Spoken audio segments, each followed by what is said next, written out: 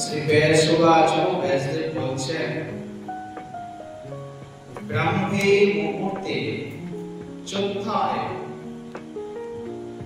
কোশী পশ্চ দানিক গুরুর নাম চ গোবিন্দ নামানি প্রবদন মুহু ভূমি নদা নশ্যে পাদম জলম স্পৃষ্টা হরে জন উভো বিশ্বাসনে শীঘ্রম সকাম जो যথা সুখম হস্তাবুৎসঙ্গো আধায় শাসচিত ধ্যানমস্থিত জ্ঞান মুদ্রাধরম শান্তম শ্রী গুরু শস্তিকাসনম ধ্যাতা কৃষ্ণ পরম ধ্যাত ভক্তো একাগ্রো মানসম কিশোরম শ্যামলম হৃদ্যম বংশী পেত্रो विभूषितम एवं क्रीता हरेर ध्यानं पुनर्गच्छेत बहिस्थलम तच्चोक्तं श्रेणु राजेन्द्रो गृहस्थस्य यथा तथम अशोक्रांति तमी अशोक्रांति मंत्रेण मृत्स्नया च जलेन च एका लिंगे तिस्रस्तथा वामकरे दश उभयोर्हस्तयो सप्तो तिस्र पदे पदे एतद्धि त्रिगुणं प्रकृतं ब्रह्मचारिणां मनस्थयो एतच्चतुर्गुणं प्रकृतं जतिनां हरिषेविनां तदर्थं रोगिपन्थानं स्त्रीशूद्राणां तदर्थकं शौचकर्म विहीनस्य सकल निष्फला क्रिया मूक शुद्धि विहानस्य मंत्राणां फलदा स्मृता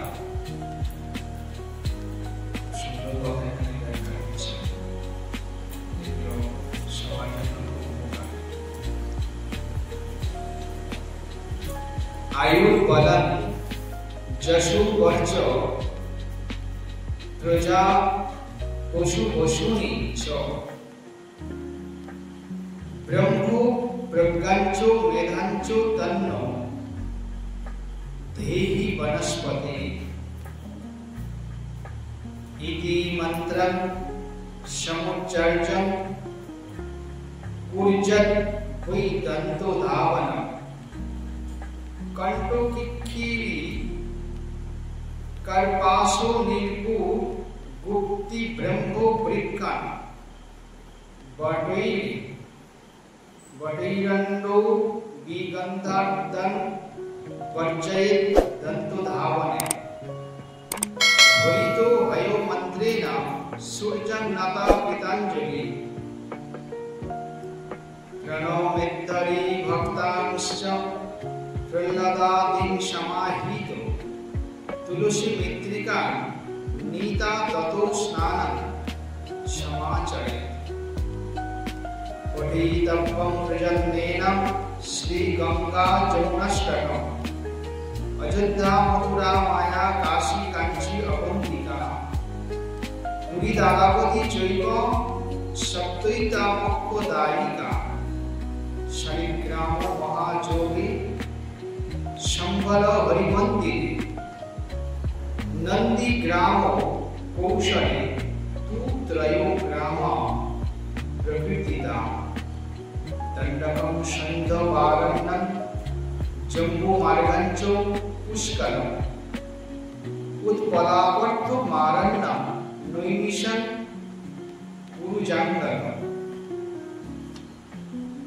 अर्बुदं हेमो वंतंच नवारण्यानि वैविधु एतानि तीर्थनामानि समुच्चार्य पुनः पुनः ইত্থং স্নাতা ততো বিভ্রাতং পরম কৌমোত্তমম দ্বাদশং স্পিকালং দ্বাদশং তিলকং বিভ্রাদষ্টং মুদ্রাধারং পরম কৃত সন্ধ্যা শুচির মৌনি কথা।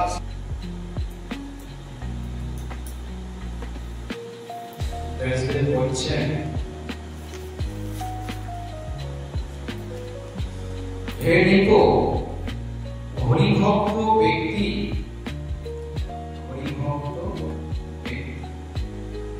যিনি কৃষ্ণ ভক্ত, যিনি কৃষ্ণকে ভালোবাসেন তার কথা বলছেন। মুহুর গুরু ও গোবিন্দ নাম সমূহ বলিতে বলিতে ব্রাহ্ম মুহূর্তে শয্যা হইতে উঠিয়া ভূমিকে নমস্কার পূর্বক পাদন্যাস করত জলস্পর্শ করিয়া সত্তর অভিষ্ট আসনে সুখাসীন হইবেন এবং করদ্বয় করে করিয়া শ্বাস ধারণ করত ধ্যান করিবে। একদম ব্রাহ্ম মুহূর্তে গুরু গোবিন্দ নাম স্মরণ করে বলিতে বলিতে স্মরণ বলিতে বলিতে উচ্চারণ হরি গুরু বৈষ্ণব তিনের স্মরণে হয় বিঘ্ন বিনাশ। ব্রাহ্ম মুহূর্ত কোন টাইম? পঞ্জিকা মতে সূর্য উদয়ের যে টাইম মেনশন করা আছে তার থেকে 1 ঘন্টা 15 মিনিট পিছিয়ে যাও, এটা পুরো ব্রাহ্ম। কেন 3টে থেকে 4টে হবে? পঞ্জিকা মতে সূর্য উদয় দেখে নাও, এখন সূর্য উদয় চলছে 4 মিনিট আগে কিংবা পরে, এরকম আছে সূর্য উদয়। সকালে সূর্য উদয় এখন 5টা নাগাদ আছে, 2-5 মিনিট আগে পরে আছে, কারণ আমি কিছুদিন আগে দেখেছি সেই জন্য হিসাবটা দিলাম। তাহলে মনে করো 5টায় যে সূর্য উদয়, তাহলে ব্রাহ্ম মুহূর্ত কোনটা হবে? 5টা যখন সূর্য উদয় হবে তখন কিন্তু দেখা যায় না, সূর্য উদয় দেখা যায় না, কারণ সূর্যের আভা আলোটা দিনের প্রকাশ বোঝায়, সেটুকু বোঝায়। তারপর সূর্য দিগন্ত থেকে একটু উপরে উঠবে তবে আমাদের নজরে পড়ে। তো সূর্য যখন উদয় তার থেকে 1 ঘন্টা 15 মিনিট পিছিয়ে যেতে হবে, তার মানে 4:45, 1 ঘন্টা 15 মিনিট, 4:45 পুরো ব্রাহ্ম মুহূর্ত। এটা হচ্ছে সাধকদের জন্য উত্তম, অর্থাৎ যারা খুব ভজন সাধন নিয়ে ব্যস্ত থাকে, ভজন সাধনে মনোযোগ রাখে, তাদের জন্য এই সময়টা খুব উত্তম। আর রেডি হতে হবে ঠিক তার নাহলে ওই সময়টা জব বসে না। আবার রেডি পরে যদি জব বসি তাহলে সেই সময় করা যাবে অসুবিধা নেই। উঠে ভূমি নমস্কার, পৃথিবী দেবীকে নমস্কার করতে হয়। তারপরে জল স্পর্শ করে অভিষ্ট আসনে সুখাসনে জল স্পর্শ গঙ্গা, এখানে অন্য জলের কথা বলে, গঙ্গার জল স্পর্শ করে পরচয় করে করিয়া, অর্থাৎ ধ্যান মুদ্রা, ধ্যানাসনে বসতে হবে, বসে ধ্যান করি। তারপর ভক্ত জ্ঞান মুদ্রাধারী স্বস্তিকাসন উপবিষ্ট শান্ত শ্রী গুরুকে ধ্যান করিয়া একাগ্র মনে শ্যামল হৃদ্য বংশীবেদ্য বিভূষিত কিশোর কৃষ্ণকে চিন্তা করিবে। এই রূপে হরির ধ্যান করিয়া পরে বহির্দেশে আসি, তারপরে বাইরে যেতে বলছে। হে রাজেন্দ্র, তারপরে তিনি গৃহস্থের শৌচ যথাযথ শ্রবণ কর। এবার এই এতগুলি পরে বাইরে আসতে কথা হচ্ছে, আগে বাইরে আসার কথা বলছে না। আমরা দেখেছি বহু মহাত্মা, বহু সাধু সাধু মহারাজদের দেখেছি যারা ভোরবেলায় জেগে উঠে কি তাদের জপের মালাটা মাথার পাশে রেখে রাখা হয়। রাত্রে জপ করে তারা শয়নে যান, নিদ্রায় যান। তারপরে নিদ্রা ত্যাগ করেই হাতে গঙ্গা নিয়ে জপের মালাকে ধরে, নামের মালা, সেই নামের মালা জপ তপ করে যতক্ষণ তাদের চিন্তা ভাবনা থাকে ততক্ষণ জপ করে তারপরে তারা বাইরে বেরোয়। এই রূপে বহির্দেশে আসবে, তারপর গৃহস্থের শৌচ যথাযথভাবে শ্রবণ কর।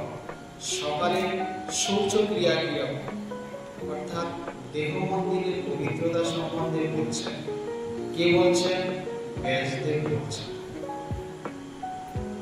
পুরীযোৎসর্গান্তে, অশ্বক্রান্তে ইত্যাদি মন্ত্রে মৃত্তিকা ও জল দ্বারা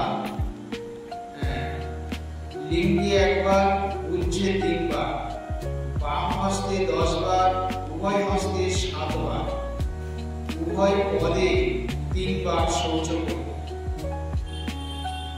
এগুলো আগেকার সময়ে ব্যবহার হতো যখন সাবানের এত প্রচলন ছিল না। মাটিকে পবিত্রতা মানা হতো, তাই মাটিরই ব্যবহার হতো। কিন্তু বর্তমান আধুনিক যুগে সেই মাটির পরিবর্তে সবাই এই একই ক্রিয়া করেন, কিন্তু সাবানকে ব্যবহার করে। তো ব্রহ্মচারী ও বনবাসী ইহা দ্বিগুণ শৌচ কর্তব্য। অর্থাৎ একটু আগে যেটা বললাম সেটা গৃহস্থের জন্য, যারা ব্রহ্মচর্য বা বনবাসী তাদের জন্য এটা ডবল ডবল হবে। যেবার বলা, যতবার যেখানে বলা আছে সেটা ডবল হবে। আর হরিসেবী জ্যোতিগণে ইহার চতুর্গুণ আচরণে, হরিসেবী জ্যোতিগণের চতুর্গুণ আচরণে রোগী পথিকগণের তদার্থ, রোগী আর পথিকগণের তদার্থ তার অর্ধেক, ও স্ত্রী শূদ্রগণের তদার্থ পরিবিহিত, তারও অর্ধেক স্ত্রী শূদ্র জাতির জন্য। শৌচক্রিয়াবিহীন ব্যক্তির সকল কার্যই বিফল। আজকাল গৃহস্থ সমাজে দেখা যায় শৌচক্রিয়া মানে না। শৌচক্রিয়া তারা মানে না। যে বস্ত্র পরিধান করে থাকে সেই সব বস্ত্র তারা শৌচক্রিয়া করে এবং সেই বস্ত্র পরিধান করেই থাকে, পরিত্যাগ করে না। তারপরে সেই বস্ত্র পরিধান অবস্থায় গৃহের সমস্ত কার্য করে, সে রান্না করা থেকে শুরু করে সব রকম কার্য করে। এমনকি দেখা যায় সেই সময় তারা স্নানও করে। দুপুরে যখন তারা স্নান করেন তখন কি তারা বস্ত্র পরিত্যাগ করেন বা ধরতে পারেন। কিন্তু এখানে বলেছেন সেই জন্য আজ সবার এত অমঙ্গল কেন বর্ধিত হচ্ছে, তার কারণ একটাই, শুচিতা বেশিরভাগ ক্ষেত্রে সবাই ত্যাগ করে দিয়েছে, শুচিতাকে তারা রাখে। শুচিতা যদি ঠিক না রাখা হয় তাহলে সমস্ত কার্য বিফল হবে। এখানে সেটাই বলছেন, শুচিতা না মানলে সকল কার্যই, শৌচক্রিয়া বিহীন ব্যক্তির সকল কার্যই বিফল। মুখ শুদ্ধি বিহনে মন্ত্র সমূহ ফলদ হয় না।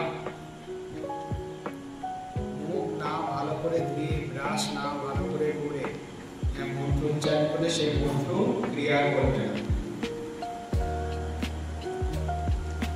অতঃপর আয়ুর গলা ইত্যাদি মূলে লিখিত মন্ত্রে উচ্চারণ পূর্বক দন্ত দাপন করিবে।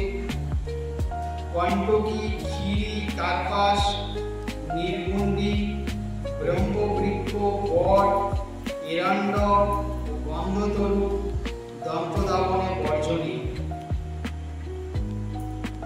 এই যে গাছগুলোর কথা বললো, এইসব গাছের ডাল দিয়ে দন্ত ধাবন করা যাবে না।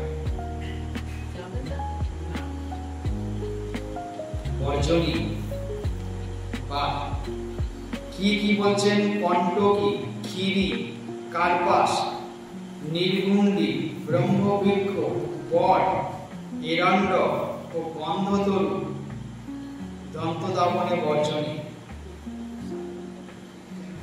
এই গাছ সবাই হয়তো সবগুলো চেনে না, কিছু কিছু গাছ অনেকে চেনে। বট গাছটা তো আমরা চিনি। তারপরে কণ্টকী অর্থাৎ কোনো কাঁটা জাতীয়। কার্পাস গাছ জানো? কার্পাস গুলো গাছ। হ্যাঁ। এরণ্ড, এরণ্ড হচ্ছে কি ওই বেড়া দেওয়া গাছগুলো বোধহয়। যাক, এইরকম কিছু গাছ আছে যেসব গাছ দিয়ে কিন্তু দাঁত মাজার জন্য সব থেকে উত্তম গাছ কোনটা? আচ্ছবি গাছ আমি জানি না কোনটা। নিম গাছের ডাল, নিমের দাঁতন। এই হচ্ছে নিমের দাঁতন, বকুলের দাঁতন।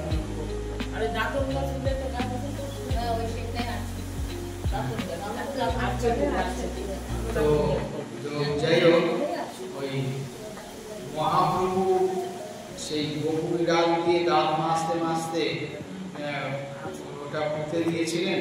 সেখান থেকে বকুল গাছ হয়ে গেল। তার গোড়ায় বসে হরিদাস ঠাকুর ভজন করতেন। তার নাম সিদ্ধ বকুল। যখন রাজা যখন লোক পাঠিয়ে গাছটা কাটতে গেল, গিয়ে দেখছে গাছ নেই, খোসা আছে।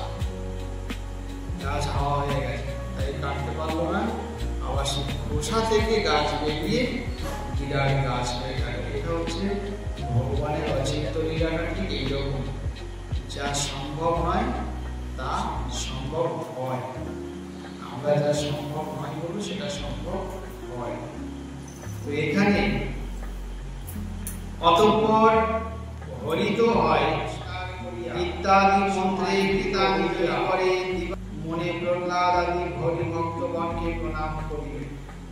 তারপরে সূর্যদেবকে নমস্কার করতে বলছে। তারপরে বলছে প্রহ্লাদ আদি অর্থাৎ হরি ভক্তদের। প্রহ্লাদ আদি, প্রহ্লাদ আর প্রহ্লাদ আদি শব্দে আরো যারা আছে প্রণাম করিবে। তারপরে তুলসী মৃত্তিকা লইয়া স্নান করত সযত্নে গঙ্গা যমুনাষ্টক পাঠ করিবে। তুলসী মৃত্তিকা, তুলসী গোড়ায় যে মাটিটা রয়েছে সেই মাটি, তুলসী মৃত্তিকা নিয়ে কি বলছেন? সযত্নে গঙ্গা যমুনাষ্টক লইয়া, তুলসী মৃত্তিকা লইয়া স্নান করতে হবে। তুলসী দিয়ে অনেক সময় দেখেছি মাটি দিয়ে অনেকে গঙ্গায়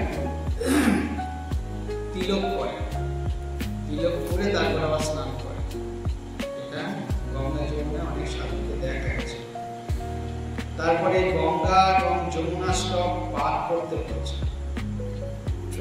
অযোধ্যা, মথুরা, মায়া, কাশী, কাঞ্চি, অবন্তিকা ও তারাপতি এই শব্দগুলি মুখ্য দায়িকা। মহাযোগে শালিগ্রাম, হরিমন্দিরে সম্বল এবং কৌশলে নন্দীগ্রাম এই তিনটি গ্রাম নামে অভিহিত। দণ্ডক, সৈন্দবারণ্য, জম্বুমার্গ, পুষ্কর, উৎপলাবর্ত, নৈমিষ, কুরুজাঙ্গল, অর্বুদ, হিমবান এই 9টি অরণ্য নামে কীর্তিত। এই সকল তীর্থ নাম পুনঃ পুনঃ উচ্চারণ করিয়া ভক্ত মানব স্নান করিবে। এই নামগুলো বারবার স্নান উচ্চারণ পূর্বক স্নান করতে হচ্ছে। এই রূপে স্নান করিয়া তারপরে উত্তম ভৌম বসন পরিধান করিবে। উত্তম ভৌম বসন অর্থাৎ ধৌত পবিত্র বসন। শুচি পরম ভক্ত মানব অষ্টমুদ্রা ও দ্বাদশ তিলক ধারণ পূর্বক সন্ধ্যা করিয়া মৌনী হইয়া হরি মন্দির গমন করিবে।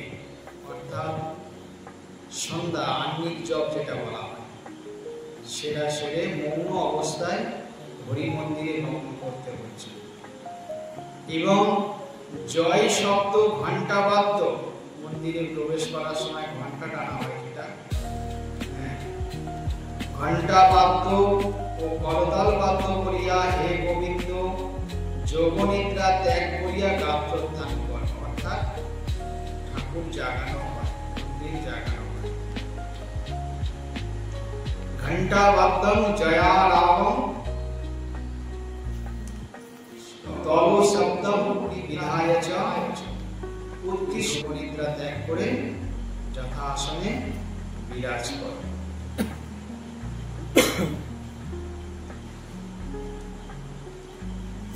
উক্তা বিমাং স্মৃতি রাজন ভক্ত উত্থাপয়দ্ধারি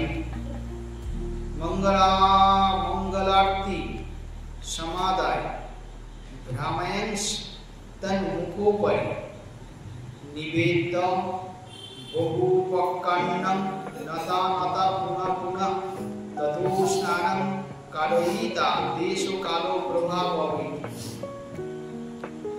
শৃঙ্গারং ভাববিৎকৃতা বস্ত্রভূষণ মঙ্গলাই আর্তিকান্ত ততো কৃতা ভোগান্নঞ্চ বিধায় চ ততো ধৃতা মহাভোগং নানা রসময়ং পরম মহাভোগার্তিকং কৃতা কারয়েচ্ছন্নয়ন হরে ততো প্রসাদং পরমং তুলসী গন্ধ মিশ্রিতম ভুঞ্জিত যো হরের নিত্যম সকৃতার্থ ন সংশয় রাজ ভোগার্তিকং কৃতা কারয়েচ্ছন্নয়ন হরে চতুর্ঘট্ট বশেষে তু দীনে উত্থাপয়দ্ধারি ততো সন্দার্তিকং কৃতা দুগ্ধাদীনি নিবেদ্য চ ততো প্রদোষ সময়ে পুনরার্তিষ্ঠং কারয়েচ্ছয়নম হরে রাজসী চৈব রাজেন্দ্র রাজসেবায় মস্তি হই।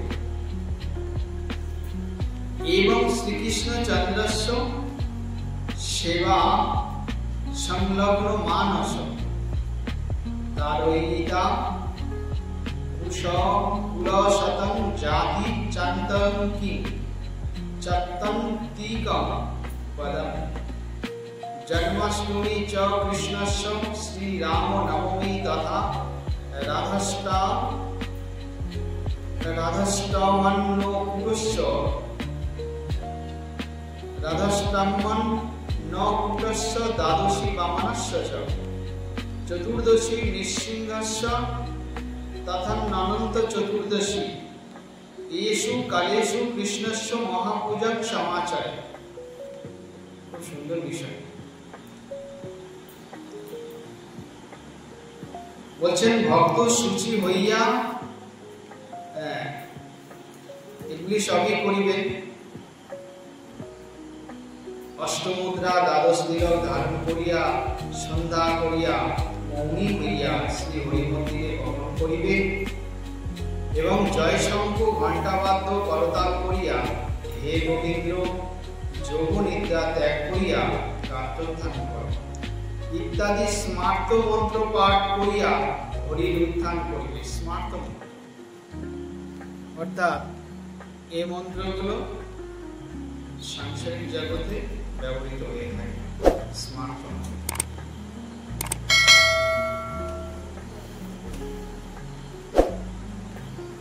হে রাজন মঙ্গলারতি প্রদীপাদি লইয়া হরির মুখের উপর ভ্রামিত করত বহু পক্কান্ন নিবেদন পূর্বক পুনঃ পুনঃ প্রণাম করিবে।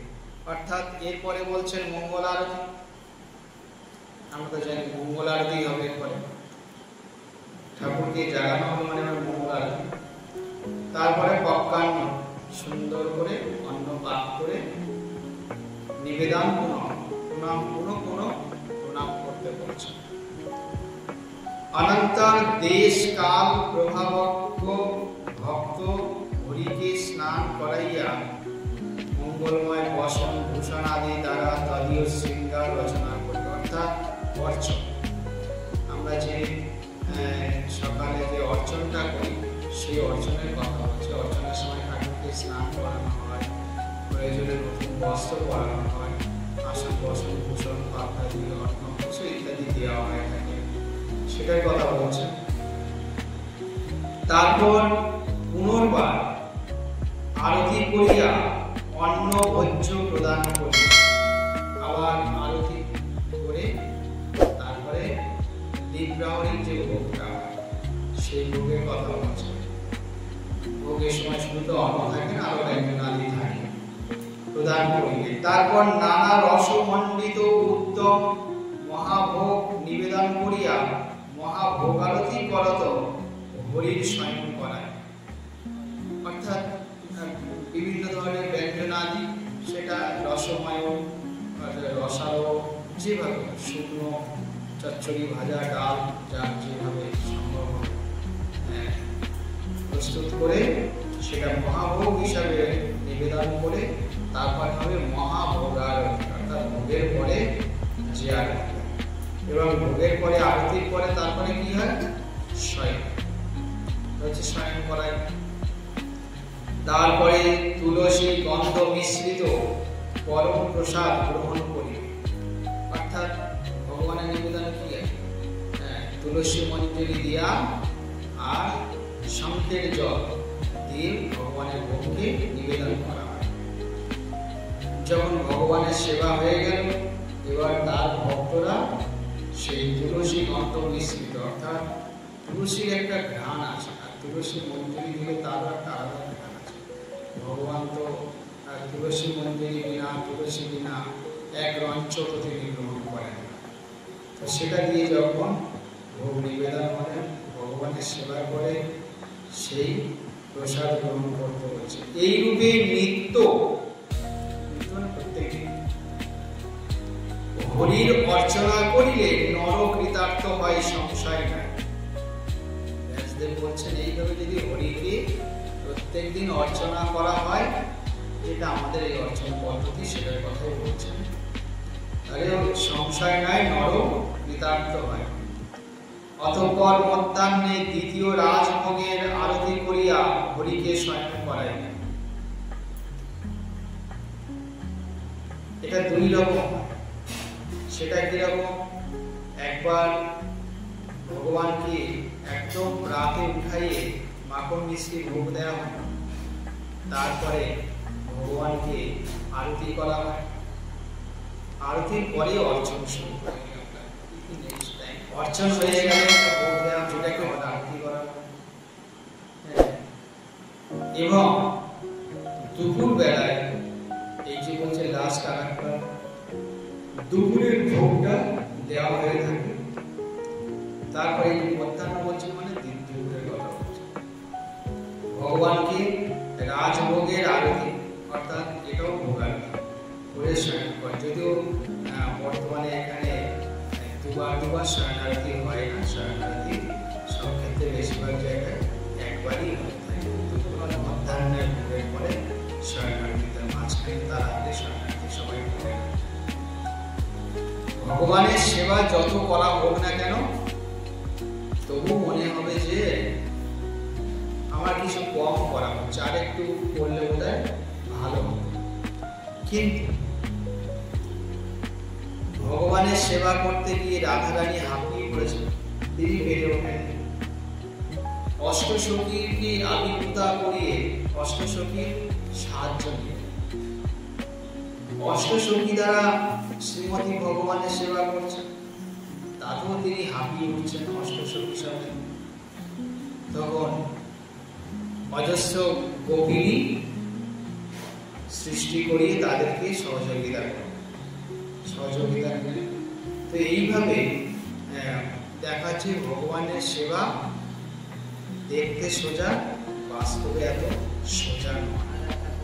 কিন্তু যদি করা যায় তো পরম শান্তি লাভ করা যায়। যদি ভগবানের সেবা করা যায় তো এর থেকে শান্তির আর কিছু এখানে বলেছেন না। নর যদি এইভাবে রোজ অর্চন করেন তাহলে তার কোনো সংশয় নাই। অনন্তর দিবসের চারি ঘটিকার অবসানে উত্তম হরির উত্থান করি, অর্থাৎ 4টে 4:30 ভগবানকে আবার সম্পূর্ণ করিবে। তারপর সন্ধ্যা আরতি দুগ্ধাদি নিবেদন করিবে। আবার বৈকালী ভোগ, এখানে ব্যাসদেবের মতো বলেছেন, কিন্তু সেবাতে কি হয়, এখানে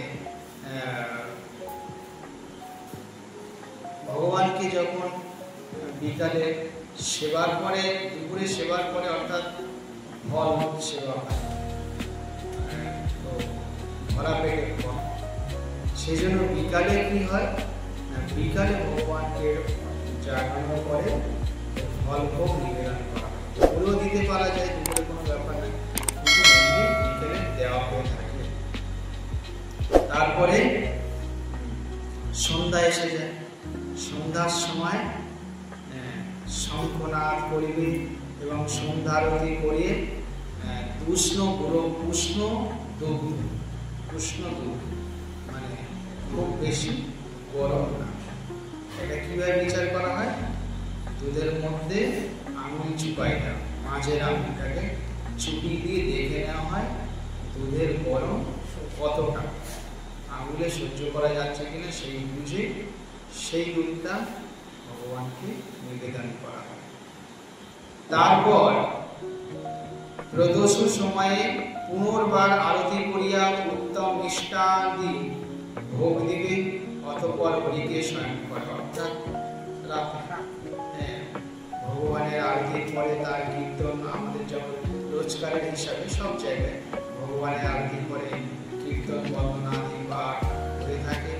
তারপরে ভগবানের আবার রাত্রিকালের ভোগ হয়ে তারপরে ভগবানকে আবার শয়ন দেওয়া হয়। আবার পুনরায় যথাবিধি পরে তিনি সকাল হতে যে নিয়ম করেছেন সেই হিসাবে ভগবানকে ডাকা হয়। হে রাজেন্দ্র, ইহা রাজ সেবা, সুতরাং ইহার নাম রাজসী। এইরূপ সেবায় লগ্নমনা ভক্ত মানব শত কুল উদ্ধার করিয়া পরম পদ প্রাপ্ত।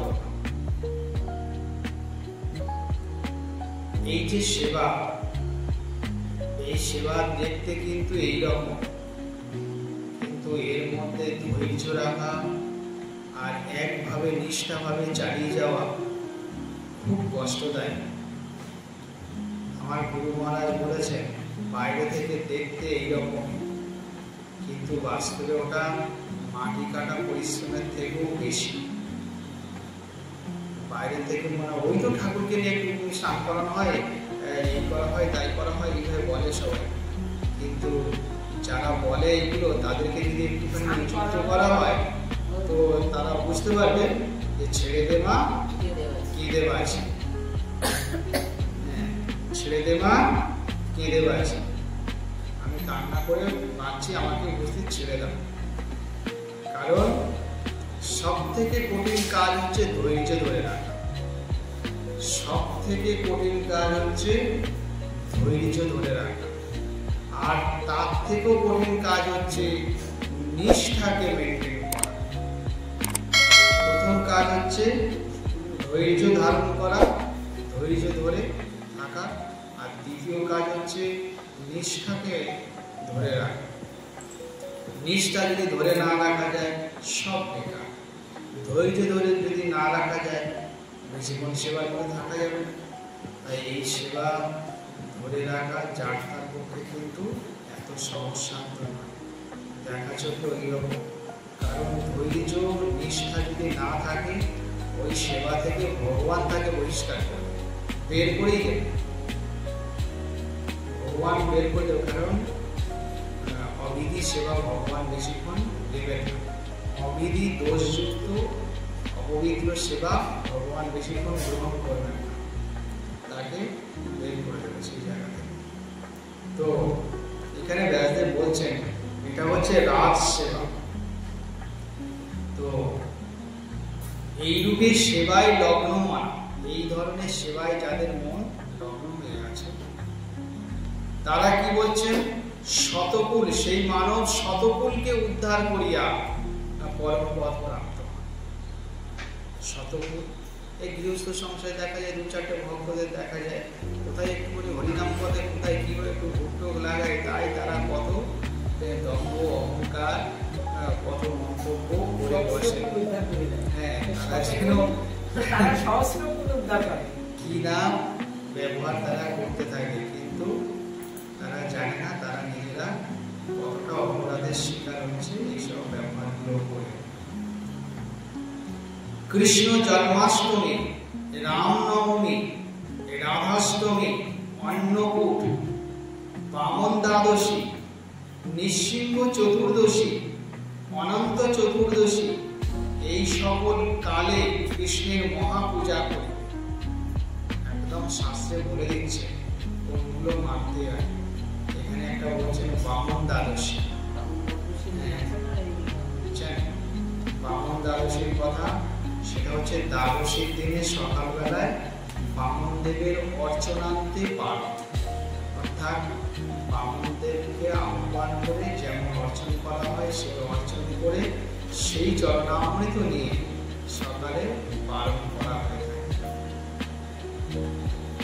এবং নৃসিংহ চতুর্দশী তো আমরা জানি, রামনবমী তো আমরা জানি, রাধাষ্টমী তো আগামীকাল রাধাষ্টমী, অর্থাৎ রাধাষ্টমী তো আমরা জানি, অন্নকূট তো আমরা জানি, আর কৃষ্ণ জন্মাষ্টমী তো জানাই আছে। এইভাবে বলছেন এই সব সময়ে ভক্তরা যেন তারা যথাযথ নিষ্ঠা পালন করেন, ভক্তি শ্রদ্ধাকে আশ্রয় করে, এবং ভগবানের সেবা যেন মন দিয়ে করা হয়। ওম নমো ব্রহ্মদেবায় ব্রহ্মহিতায় জগদ্ধিতায় শ্রীকৃষ্ণায় নমঃ।